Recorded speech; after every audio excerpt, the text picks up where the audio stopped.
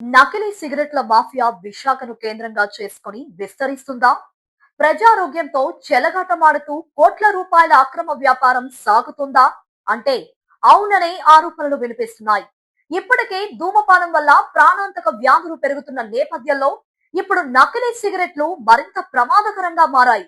రుషికొండ ప్రాంతంలో నకిలీ సిగరెట్ల విక్రయాలు వెలుగు చూడటంతో నగర వ్యాప్తంగా ఈ దందాపై అనుమానాలు వ్యక్తమవుతున్నాయి. అసలు సిగరెట్ల పేరుతో నకిలీ ఉత్పత్తులు విక్రయిస్తూ యువతను లక్ష్యంగా చేసుకున్న ముఠాలు ఎంత పెద్ద స్థాయిలో పనిచేస్తున్నాయి?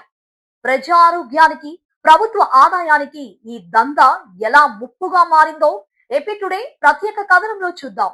ధూమపానం ఆరోగ్యానికి హానికరం. ఈ విషయం తెలిసినా సిగరెట్లు తాగే వారి సంఖ్య తగ్గడం లేదు. ఇదే బలహీనతను ఆసరాగా చేసుకుని అక్రమ వ్యాపారులు నకిలీ సిగరెట్ల వ్యాపారానికి తెరలేపుతున్నారు. ప్రముఖ కంపెనీల బ్రాండ్లు మాదిరిగానే ప్యాకెట్లు తయారు చేసి మార్కెట్లో విక్రయిస్తున్నారు.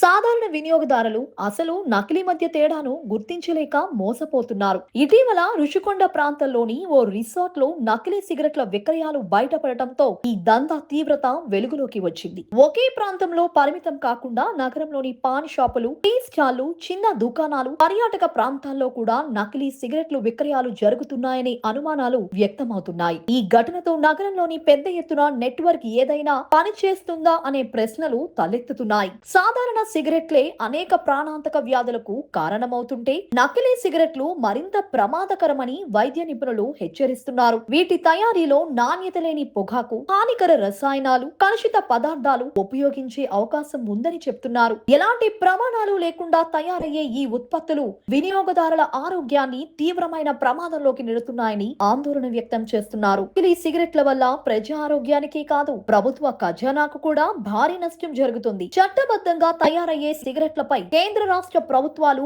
భారీగా పన్నులు వసూలు చేస్తాయి. అయితే అక్రమంగా తయారైన నకిలీ ఉత్పత్తులు మార్కెట్లోకి రావడంతో కోట్ల రూపాయల పన్ను ఎగవేత జరుగుతుంది. ఫలితంగా ప్రభుత్వ ఆదాయానికి గండి పడుతుంది. ధర తక్కువగా ఉండటమే నకిలీ సిగరెట్ల ప్రధాన ఆకర్షణ. ముఖ్యంగా యువత, విద్యార్థులను లక్ష్యంగా చేసుకుని ఈ ఉత్పత్తులను మార్కెట్లోకి పంపుతున్నట్లు ఆరోపణలు ఉన్నాయి. అసలు బ్రాండ్ల మాదిరిగా కనిపించే ప్యాకెట్లతో వినియోగదారులను ఆకర్షిస్తూ అక్రమ వ్యాపారులు భారీ లాభాలు ఆర్జిస్తున్నట్లు తెలుస్తోంది. తాజాగా విశాఖలో నకిలీ సిగరెట్ల విక్రయాలు బయటపడటంతో అధికార యంత్రాంగం పనితీరు పైన ప్రశ్నలు వ్యక్తమవుతున్నాయి. Police, vigilance, GST, commercial tax శాఖలు సమన్వయంతో పనిచేసే సరఫరా గొలుసును గుర్తించి పూర్తి స్థాయిలో దాడులు నిర్వహించాలని ప్రజలు కోరుతున్నారు. నకిలీ సిగరెట్ల తయారీ కేంద్రాలు ఎక్కడ ఉన్నాయి, వెనుక ఎవరు ఉన్నారు అంశాలపై లోతైన విచారణ అవసరమని అభిప్రాయాలు వ్యక్తమవుతున్నాయి. ఇక ఈ ఘటనలో నకిలీ సిగరెట్లు విక్రయిస్తున్న వ్యక్తిని విజిలెన్స్ అధికారులు అదుపులోకి తీసుకుని విచారణ చేపట్టారు. అయితే కేవలం విక్రేతలపై కాకుండా తయారీ,